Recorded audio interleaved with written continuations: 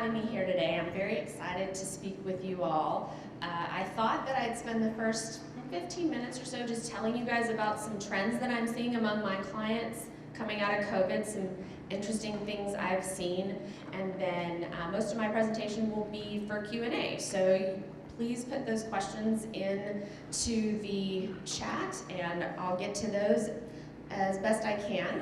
So the first thing I thought I'd tell you guys about is I've had lots and lots of clients that have called me and said, help, I just found out this employee's been in Colorado for 2 months working remotely. What do I do with that? And that is apparently, it's just been an increasing problem over the last couple months. So we're going to talk a little bit about that, some of the challenges, some of the things you need to keep in mind when you have employees working in other states. And then I thought I'd tell you just a couple little things I've seen changing at the government agencies since, I don't know that this is so much a COVID thing as it's probably an administration change, but some trends that I just think that you guys should be aware of. And then a recent case on gender dysphoria and the ADA that I just wanted to put on your radar, and then we'll do the Q&A. So the first thing that you want to think about is, okay, I have this employee outside the state, now what? Some states you might get lucky and find out that it's not that different, but most of them are going to have something that's different than Texas. And so the things you want to think about are workers' compensation, because that varies from state to state. Employers should also figure out if you have any kind of reciprocal agreements between states, like some of your workers' comp policies might cover in another state, they might not. You want to look into that. So that would be the first thing, is figure out if you're covered from a workers' comp standpoint. Even if you have, I probably don't have to tell you guys this, but I'm going to say it anyways. Even if you have an employee at home, working from home, they might still have a workers' comp claim for something like carpal tunnel, or somebody asked me the other day, what about if they trip over their cat on the way to the bathroom? Is that a workers' comp claim? Hopefully not, but the beauty of that is if you do have comp insurance, you just turn that puppy over to your comp carrier and they're going to handle that for you. You don't have to figure that out. But you definitely want to, if you are a subscriber to comp, you're going to want to figure out if your comp insurance covers in another state. And then also, some states require comp. Like, you don't get the option like you do in Texas in some states. So you're going to want to figure that out. So do you need a comp policy? Do some states have a comp program that you need to be paying into through your taxes? Because some states have that as well. So that's something you definitely want to think about. Let's see, I think I jumped ahead myself on my slides. Colorado, for example, I'm going to use Colorado a couple of times just because it's a pretty close state that people seemed to want to move to in the pandemic, and I've had multiple employers tell me they have a remote employee in Colorado now. So in Colorado, interestingly, if you have at least one person employed in the state, you have to have comp insurance. So you don't get the option in Colorado. And then failure to obtain comp insurance could result in a $500 fine for every day that you're not insured. So that's a pretty stiff fine if they catch you like a year later, for example. So make sure you're looking into whether you have to have comp or not. The next thing you need to think about is unemployment insurance tax. So in Texas, everybody knows, I'm sure, that you pay TWC, hopefully your payroll company's handling that for you, but you pay them quarterly based on the formula that they have that is ever so clear. But in other states, they do it a little differently. The DOL has a very complicated test to figure out from DOL's standpoint whether you need to be paying comp insurance in another state or not. But my best advice to you is figure out what that state requires, because it might not match what the DOL says that you need to be doing. So from a standpoint of unemployment insurance, hopefully if you are lucky enough to have somebody processing your payroll, like Paylocity, for example, they can probably help you out with that and help you figure out what you need to do in the different states. If you're somebody that's smaller, doing it yourself with QuickBooks, For example, I would highly recommend that you talk to your tax preparer or somebody who can help you figure that out, because you definitely don't want to be stuck with penalties and whatnot for not paying unemployment taxes. Another thing you may not realize is if you have an employee in another state, you might be subject to that state's corporate income tax, even if you're not doing business in that state.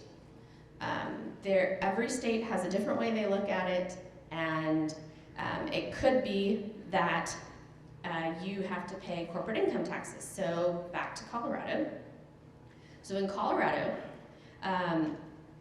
if you have elected not to be taxed as an S-Corp, which go ask your CPA about that, because I'm not an expert on whether you are or are not an S-Corp or whether you should be, but if you have elected not to be an S-Corp and you have a substantial nexus to Colorado, then you have to pay corporate income tax in Colorado, even if you have one employee who's working remotely and you do no other business in Colorado. And they look at it as if you pay that employee more than $50,000 in 1 year, you have a substantial nexus to Colorado, and now they get to tax you. So that is something I think that everybody would want to think about very carefully before you let somebody go move to another state, because it's not just unemployment and workers' comp. You could be subjecting your company to corporate income tax in that state. Something else to think about is, Texas doesn't require paid sick leave. There are other states that definitely require paid sick leave. And when you let an employee go work there, you are now subject to their paid sick leave. There are about 25 states in the United States that have some form of paid sick leave law, and they are not all the same. They are all different. And so you would definitely want to look into that. This time I'm going to give you not a Colorado example. I'm going to give you Georgia and Massachusetts. So Georgia has something called the Kin Care Law, and they passed it in 2020. It's supposed to be repealed in July of 2023. Not really repealed, it's just going to kind of sunset and go away unless the legislature there extends it. But it doesn't make everybody make a new paid sick leave policy, but if you happen to have a paid sick leave policy already, you have to expand it. And it's for employees that work 30 hours or more in a work week, and you are covered if you have 25 or more employees, and it requires you to give up to 5 days to care for an immediate family member. So it doesn't require you to give them leave to pay for them if they have their own serious health condition. It's for a family member. So that's a weird little twist that who would ever imagine that was a law. But nonetheless, in Georgia, you would have to comply with that. And then Massachusetts, you have eligible employees are any person who performs a service in Massachusetts for any employer and whose primary place of work is Massachusetts, regardless of where the employer is located. So, and you have to give them 1 hour of leave for every 30 hours they work. And then there are some other limits on that based on the size of employer, et cetera. But I just want to drive home with you. Make sure that if you have an employee in another state, you're figuring out if you have to give them any kind of paid leave. Other things to think about, different states have their own required postings. Even if you have a remote worker and the state requires you to have certain posters up, you need to figure out where you're going to put those posters. Maybe it's on some kind of intranet for the employee, maybe you're going to email them to the employee, maybe the state has a specific requirement for where you're going to put them, but there are posters in every different state that you need to be aware of that you want to take into account. Also, 22 states have their own OSHA programs. So that means, like in Texas, we have OSHA that is part of the Department of Labor that governs. We do have an agency that in Texas that's supposed to help train people on OSHA. That's not really what I'm talking about. I'm talking about separate state agencies that administer their own state OSHA programs. So you would have different requirements potentially in those states regarding OSHA and worker safety, reporting, that kind of thing. So keep that in mind. There are also some differences in wage and hour across different states. Some states have different minimum wage. Some states have different overtime requirements. California, for example, is if you go over 8 hours in a day, you have to pay overtime. So you want to keep those kinds of things in mind.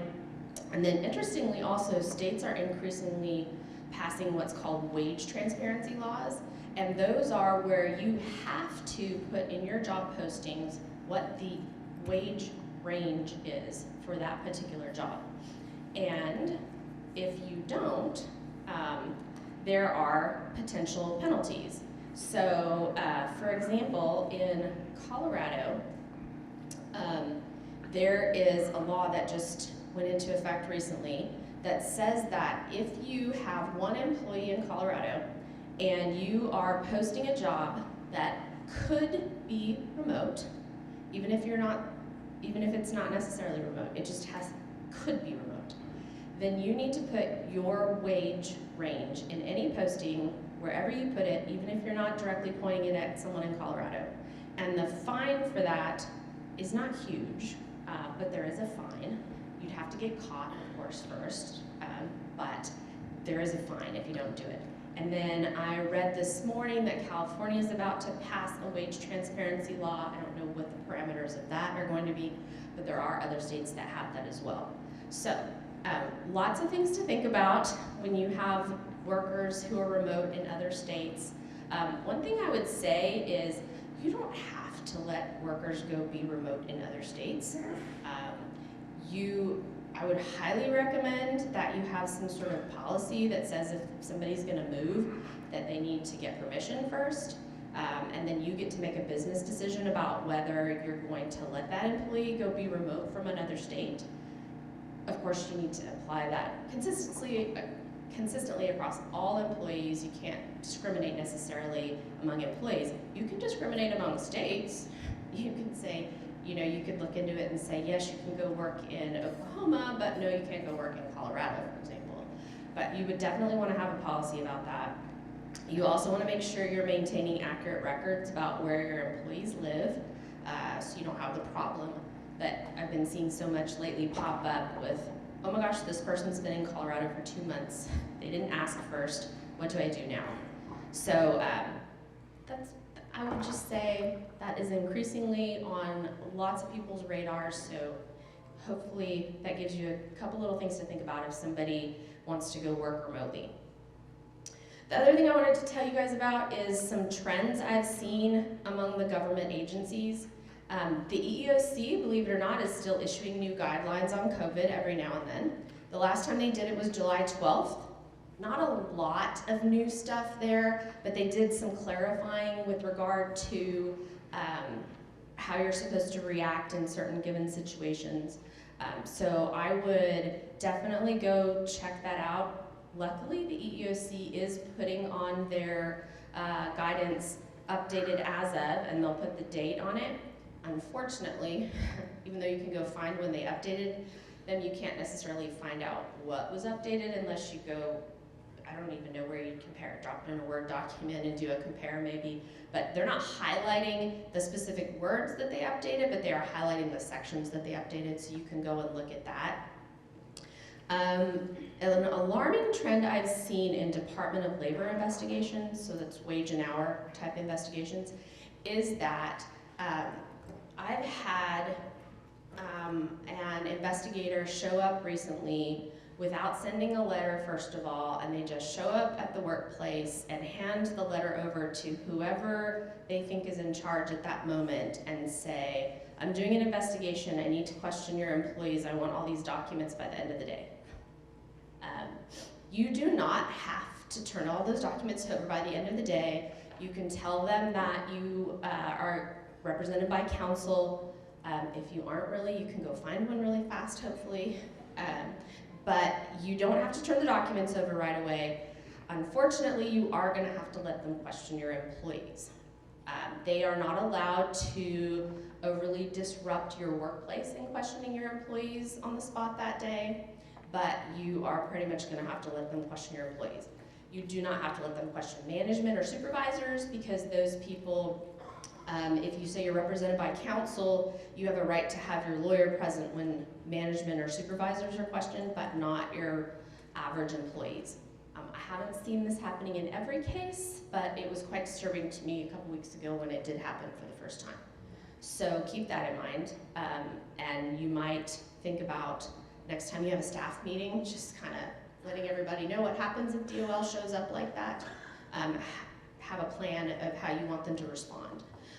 Also, when DOL has been doing investigations over the past few years, well, the past 20 years that I've been doing this, normally you can reach an agreement with them about a wage and hour violation that has you just paying the wages back. You're not paying liquidated damages. Liquidated damages is something that under the statute an employee can get if you owe them back wages, but typically you only have to pay those if they file a lawsuit against you and you end up having a finding against you. But the DOL is taking the position right now out of the gate that every employer owes wages and liquidated damages unless you can convince them otherwise. So the good news is that so far in the last year, the times that's happened, I have been able to convince DOL not to do that.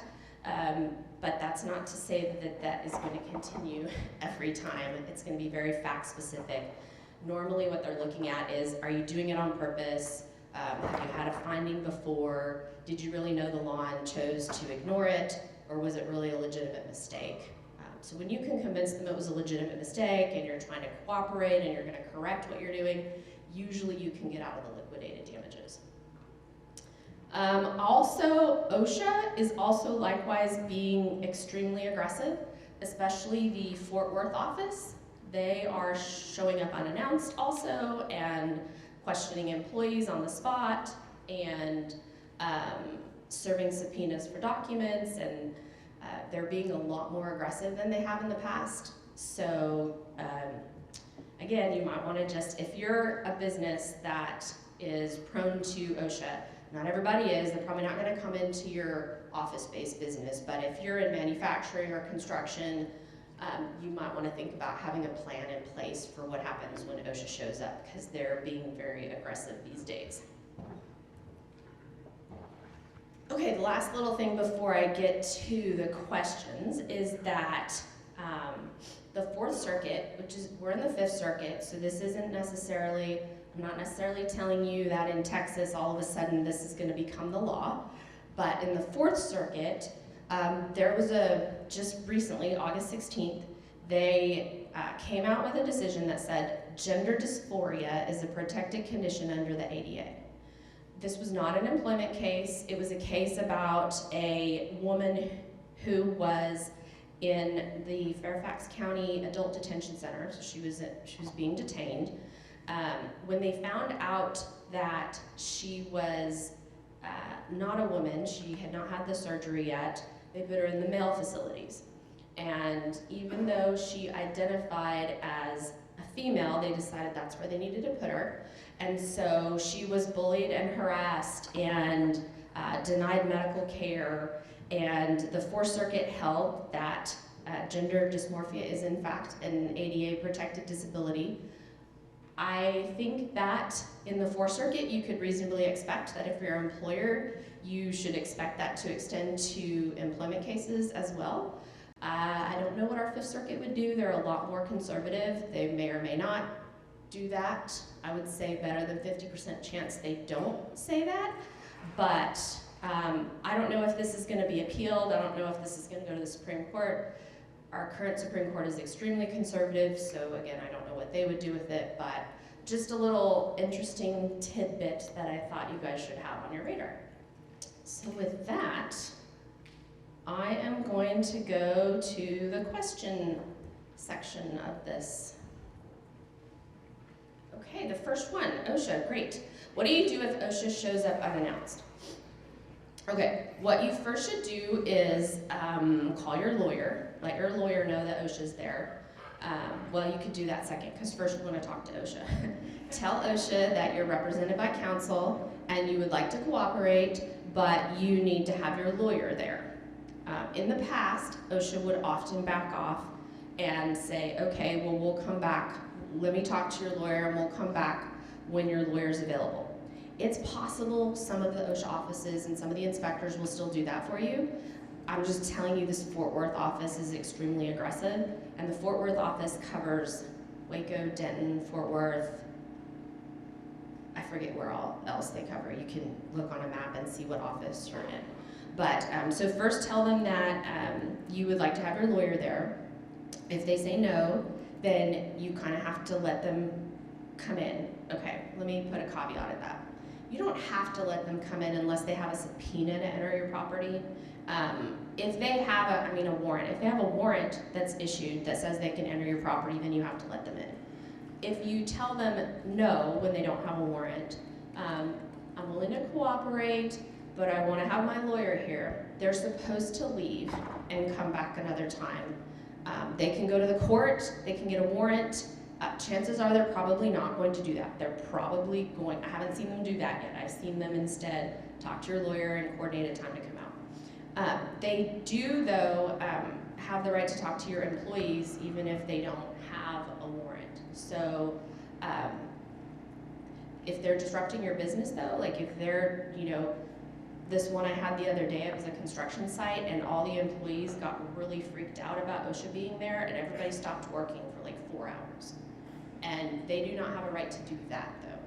So basically, you just need to have your team prepped on what happens if OSHA does come out, so that you have some, here's what you do, even if it's a piece of paper, that they all know where to go get the piece of paper and read what happens. Okay, another question. What if an employee is just temporarily living in a different state? Is there a time frame that constitutes moving or living there? Oh, that's a really good question. I haven't had that one yet. My gut is if you have somebody that's just, let's say they've gone to care for their parent in Colorado and they're going to be there for 2 months, I don't believe that constitutes living in another state. I'm thinking about all the things I talked about earlier. I don't think the wages that they would earn in Colorado would get you past the threshold. So I think you'd still want to probably look at that. But I don't think that if they're just there to care for somebody or they're there for a month of vacation or something like that, I don't think that constitutes living there. So I think you'd have to just look at every situation. But okay, we have a great culture built on transparency. What can we say when an employee is terminated that honors them but also reflects our transparency? Ooh, that's always a tough one, right? So in Texas, you may or may not know this, but there is a statute that actually protects employers from giving the reason why the employee was terminated, so long as it's truthful. Now, most employers still don't want to just tell all the employees that, nor do they mostly want to tell a future employer that when they're checking a reference. But know that there is that. I would say, though, it's always tough. I'm thinking of a situation I have right now where an employer is going to give somebody an opportunity to resign instead of being terminated, or not to resign, but to cooperate in telling the staff that they're resigning and letting them craft a letter. So you could do something like that. I think a good fallback line is something like, it was just time for this person to move on, and they've decided to leave the company. Sometimes though you have discovered something, or this person's been a problem child for a while, and they've been very disruptive, and for employee morale reasons, you might want to send some kind of a message. I think there's not a one-size-fits-all answer to this question. I think it's a case-by-case basis, and you just kind of need to carefully craft what you're saying in each situation. And I'm sorry, I don't have a better answer for that one. How do you coach an employee out when they're no longer able to do their job due to aging or dementia issues, and they're not interested in retiring? Document. That is what I would say. You know, you need to don't let things slide. Make sure that you're sitting down with the employee, documenting things. I'm a big fan of at least like a memo to the file if you talk to somebody. Now I don't want to see, you know, 10 memos to the file about the same thing. Once you've talked to them once or twice, you need to move on to a formal written document that you have the employee sign. You always run the risk of, if you're the kind of employer that lets a lot of things slide and then all of a sudden you decide that we're not going to let this one employee slide anymore, you do run the risk sometimes of that person saying, oh, well, now you're harassing me because of my age or because of my disability. So obviously the best practice is to don't let things slide too much with all of your workforce, but if you do have somebody that you need to manage out, whether it's because of age, whether it's because of a disability, whether it's because of too much FMLA leave, not that there's too much FMLA leave, I'm just saying sometimes that becomes a problem, right? That they're missing too much work. You've got to document. You've got to have those hard conversations. You've got to document them. You've got to have a really solid paper trail when you have some kind of risk factor for any employee. When someone has a work comp injury, should you automatically put them on FMLA? Assuming you have 50 employees, assuming the person has worked for a year and met all the qualifications, yes. I would automatically put them on FMLA leave because if you don't, I mean, first of all, if you don't, they still should have been on FMLA. So, you know, if you're going to take some action later and say, oh, well, but they weren't on FMLA, that doesn't necessarily protect you from a claim for FMLA interference. And if you have an employee, let's say, that's out on, there's no harm in it. I don't know why you wouldn't just do it. You should definitely do it. It protects you, so I would go ahead and do it. How often should a handbook be updated? Oh, you know, if you're a small employer and you grow a lot, you should definitely update your handbook. When laws start changing, you should definitely update your handbook. When, for example, I've still seen a lot of handbooks that don't protect, what am I trying to say? All the categories that we have protected now under Title VII, I've seen a lot of handbooks still that don't have gender identity or those types of things listed in categories that they don't discriminate against. So anytime you see laws changing like that, you'd want to at least update parts of your handbook. You don't necessarily have to update the whole thing every 3 to 5 years, but I would say you should at least take a look through it and see if there's any portion of it you need to update at least every 3 to 5 years, just to make sure you're staying current with current laws. What are the top 3 causes for DOL investigations? Employee complaints, that's the top one, employee complaints. The other one that I see frequently is, well, disgruntled it's still employee complaints. It's whether they came to you and they complained about their not getting overtime, or you fired them and then all of a sudden they're wanting to cause trouble and so they just go ahead and file a DOL complaint. But the other one is they do target specific industries from time to time, and those priorities change from time to time. I don't know what they currently are, although I feel like based on what I've seen, construction is definitely one of their industries that they're targeting right now. And they seem to be, by the way, in construction, not just looking at wage and hour, but looking at independent contractor status. So those are the kinds of things I'm seeing with DOL targeting. If it is unclear if an injury is a workers' comp, should you always consider that it is? I think so. I mean, if you have a comp policy, you're protected if the employee files under that comp policy. Let's say you have an employee that says, oh no, I don't want to file comp, that this is, let's just not do that. That's really not the employee's decision. You can fill out that employer's first report of injury anyway, What you don't want to happen is your employee says, oh no, I don't want to file under comp, and then you go, let's say you have a 30-day reporting period in your comp policy, and you get past 30 days, and you knew about it, and you didn't report it, and then your comp carrier says, oh no, you knew about this, I'm not gonna cover this now, and now your employees, got back pain, and now, you're stuck paying for that potentially. So I would always do it. The other thing some employers get worried about is there's a statute, you guys probably all know this, that protects an employee from being retaliated against for filing a comp claim.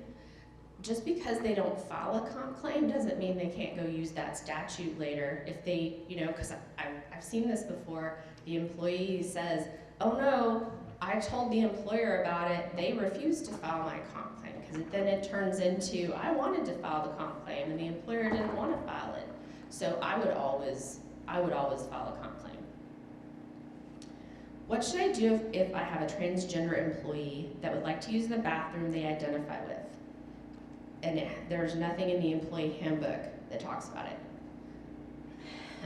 Well, in Texas, you're probably in a different position than if you have employees in California or Oregon or some other states.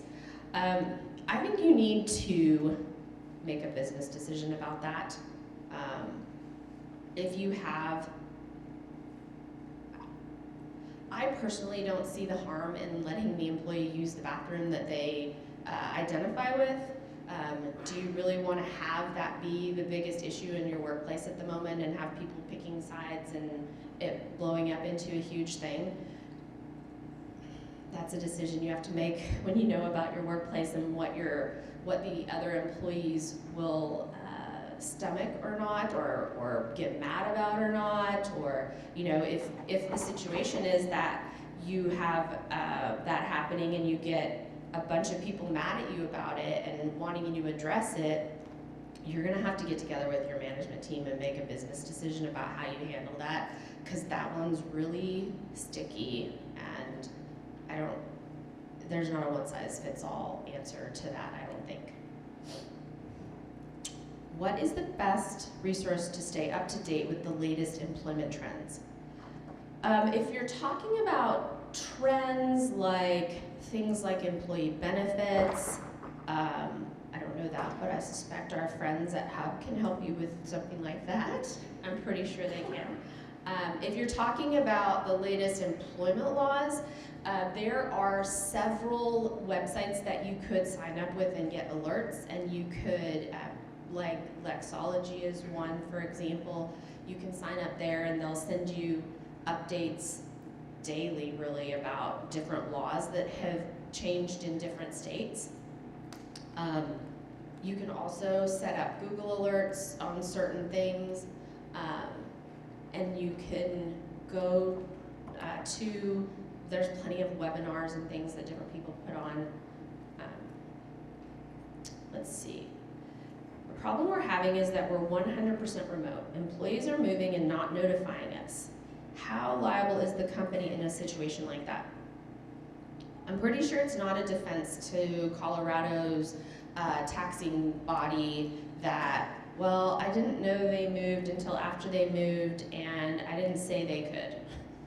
So I think that once you allow an employee to move to another state, you're kind of stuck. Now, what you should be doing on the front end is telling employees, making it very clear through a policy or something, or maybe your offer letters or something, you're employed in Texas, you can't move outside of Texas without permission.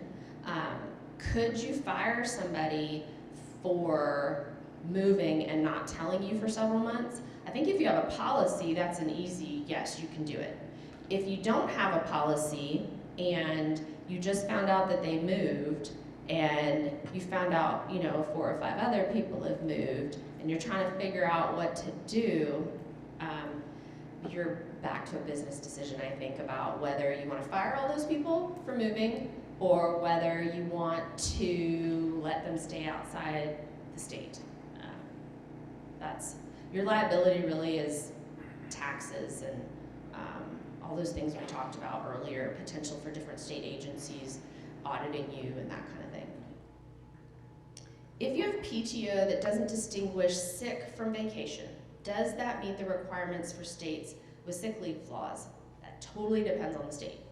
It is absolutely state by state, not a one size fits all, check the state. What's the protocol for a remote employee that travels and works overseas for an extended period of time? Ooh, I have no idea. I don't do any law overseas.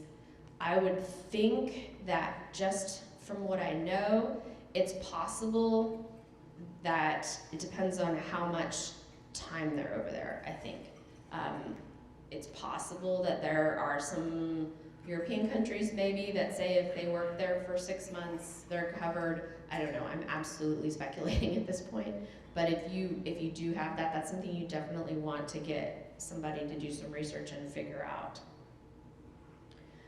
During COVID, employees successfully worked from home. Now we want employees to return to work. Is there an issue saying regular, predictable attendance is a bona fide occupation? No, there's no issue with that, absolutely. If your job descriptions don't say it right now, you can absolutely amend them to say that that is a job requirement. In-person attendance is a job requirement. Where you would get into a little bit of a sticky situation with that is if you have somebody who is asking for an accommodation and they have an accommodation to work from home or work from home certain days a week, and you change the job description after you've already given them an accommodation, that might, and then you try to fire them because of it, that might cause you some trouble. But you can change your job descriptions at any time. That's absolutely fine. And in fact, I've been doing that a lot lately when we're drafting new job descriptions, is asking the employer, okay, do you want this person in the office? Is it okay if they're partly remote? Let's think about whether you need to put in-person attendance is required. Like a receptionist, for example, that's an easy no-brainer, they need to be in the office. There's some other jobs that don't have to be, but you need to think about what's right for your business in that. Since Texas is an at-will state, what protections does an employee have when the employer doesn't have documented proof for why someone is fired? What protections does an employee have? Well, an employee can always claim some kind of discrimination. That's the classic one, is they claim discrimination even though it's at will. And so an employee, they don't really have protections as much as when it becomes a he said, she said, and if they can find a plaintiff's attorney who believes them and is willing to take their case. And I'm not sure I'm really answering that question perfectly, but I also see that I'm about out of time now because the slide is up that tells me that my presentation's over, and man, that time flew by. Let me just say in closing that thanks again for having me here. This is the kind of thing I do day in, day out. I help employers. I will say that a 10-minute phone call to me is much cheaper than a lawsuit or even a DOL investigation of some kind. So I have lots and lots of clients where we don't charge a retainer, we just charge as we go. So you have my contact information. If you need anything that I can be assistance with, I am more than happy to help.